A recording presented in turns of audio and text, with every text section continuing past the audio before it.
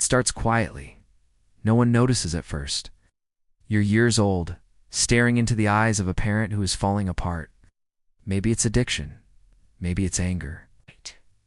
Maybe it's just the hollow silence of someone too broken to show up. And without words, something ancient clicks in your small mind. If I don't hold everything together, no one will. This is how a child disappears. Not physically, but psychologically. They smile more. They cry less. They learn to read the room before they speak. They become the emotional thermostat of the household. They become small adults long before their minds are ready, and the world praises them for it. You're so mature, you're so responsible, you're so strong, but no one ever stops to ask, at what cost? Is this the invisible grief of those who grew up too fast? Today we going deep inside the psychology of that child because the effects do vanish with age. They shape you. They follow you into relationships, careers, your sense of worth. And if you don't understand what happened, you all spend your adult life repeating the survival patterns that once saved you but are now slowly killing you. Let's start with what's really happening developmentally. When children are forced to emotionally support adults instead of the other way around, psychologists call this parentification. It's when a child becomes the caregiver, the peacekeeper, the therapist, the protector. This isn't just unhealthy, it rewires the brain. Because when a child is consistently put in charge of emotional regulation, either their own or others, it creates something called hypervigilance. You're always scanning for danger. You walk on eggshells. You learn that love is a transaction. You give peace, and maybe they'll give you safety. You learn that your needs are dangerous, and theirs are urgent. So you disappear, not physically, but emotionally. And in your place grows a version of you that performs well. You become the good child, the quiet achiever, the therapist friend, the one who never asks for anything. You wear that identity so convincingly that even you forget it's a mask. But deep down, something hurts. Something aches because the inner child you buried didn't die. Still in there screaming silently, "Why didn't anyone protect me?" As you grow older, the symptoms become more complex. You might become hyper-independent. You refuse help, push people away, or never feel truly safe in love. You might feel numb during happy moments because joy feels unfamiliar, unearned, even dangerous. You might struggle to rest because productivity is the only way you've ever felt worthy. And worst of all, you might not even realize you're still stuck in survival mode. It's because when dysfunction is normalized early, your nervous system accepts chaos as baseline. Stillness feels wrong, peace feels suspicious, love feels like a debt you'll have to repay. This is the psychology of a child forced to grow up too fast. It's not just sadness. It's a complex trauma that reshapes how you view the world and, more importantly, yourself. Now you may ask, why would any child willingly take on that role? Because children will do anything for attachment, even abandon themselves. The choice is never conscious. It's biological. In the absence of safety, the child sacrifices authenticity for belonging. It's not weakness. That's intelligence. That's instinct. But the tragedy is this.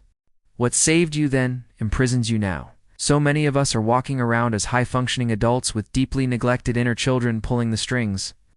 We overachieve to earn love. We stay silent to avoid abandonment. We take care of everyone but secretly wish someone would just ask if we're okay. And that fantasy that someone will notice you're not as strong as you pretend to be. That maybe, just maybe, you'll finally get to fall apart and be held. That is the unmet need, not of your adult self, but of the child who never got to be a child. The first step to healing isn't fixing, it's witnessing. Because until you validate what happened, you'll keep gaslighting yourself with thoughts like, it wasn't that bad. Other people had it worse. I turned out fine. But fine is a mask too. And deep down you know it. So what happens to that child when they grow up? They become adults who never feel safe, even in calm rooms. They become lovers who can't trust softness. They become givers who can't receive. They become the kind of people who apologize for crying, flinch at compliments, and confuse exhaustion with success. This is the cost of growing up too fast. Because if your childhood trained you to be strong at the expense of being soft, to be quiet instead of honest, to fix others while ignoring your own fractures, then what kind of adulthood do you inherit? You inherit a life where you're always holding your breath, waiting for someone to give you permission to finally fall apart. But here's the truth. No one's coming to rescue the child you buried. You are the one who must go back and hold their hand. You are the one who must say what no one else ever said. You didn't deserve that. You were just a child. You get to rest now. This is the beginning of shadow work. Not fixing, not performing, not bypassing the pain with fake positivity, but turning toward the abandoned parts of yourself and saying, I see you now, hear you now, and I'm not leaving. That is the repairing process. And it's brutal because it asks you to feel the grief you never had time to feel. It asks you to sit with the rage, the sorrow, the unmet needs, to weep for the birthdays where no one showed up, mourn the innocence you lost while protecting people who should have protected you. But that grief, it's not weakness. It's proof that you're healing. Because what was once frozen is finally falling. Now let's talk about how this survival pattern shows up in adulthood, subtly, tragically, and often invisibly.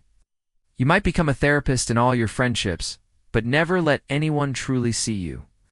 You might be praised for your independence when deep down, you're terrified of being a burden.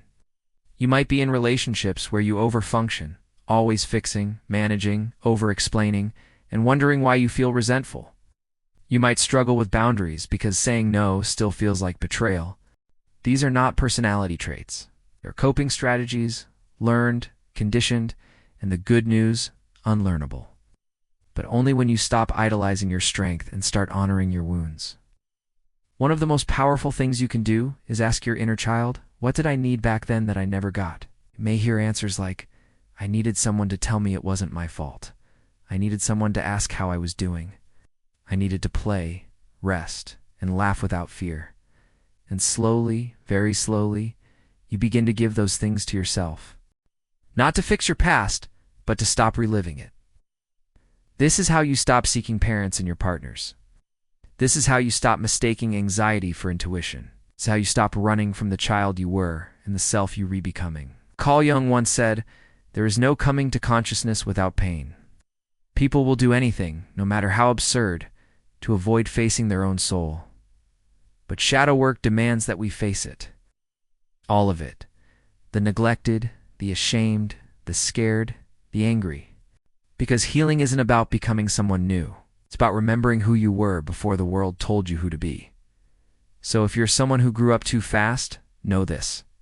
Your maturity was never the problem. The problem was that you had no choice. But now you do. You can choose softness, can choose to rest. You can choose to stop managing everyone else's emotions and start honoring your own. And no, it won't happen overnight. There will be days you feel like a child again. Good, that's the point. Let that child come home. Let them cry, let them play. Let them finally be seen because you're not broken. You're becoming whole. Oh. And maybe for the first time, you're finally growing up the right way. Not through pressure, not through fear, but through truth. You've never had a childhood, but you still have a future. And this time, you get to write it.